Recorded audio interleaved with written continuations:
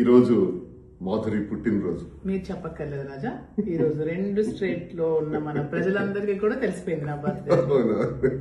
ఇది చాలా తక్కువ మందితో చేసుకుందాం అనుకున్నాం, కానీ అందరికీ తెలిసింది. ఏదైనా ప్రజల ఆశీస్సులు మనకున్నాయి, ప్రజలకు వాస్తవాలు చెప్పాల్సినటువంటి అవసరం ఉంది. కాబట్టి నిన్న జరిగినటువంటి ఒక రియల్ ఎస్టేట్ టీం అంతరం కూర్చొని రియల్ ఎస్టేట్ ఎక్స్పాన్షన్ కోసం మాట్లాడే దానిలో జరిగినటువంటి సమావేశం. ఆ సమావేశంలో పార్దు అన్నటువంటి ఒక రియాల్టర్ ఇదంతా ఆర్గనైజ్ చేశారు.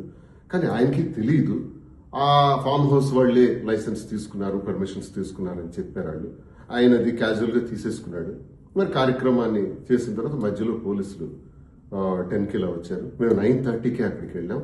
వాళ్ళు రావటం, అక్కడ చెక్ చేయటం, ఏవో బాటిల్స్ ఉన్నాయని, లిక్కర్ బాటిల్స్ ఫారిన్ ఉన్నాయని అని వాళ్ళు అడగటం, అవన్నీ కూడా చెక్ చేసుకోవటం.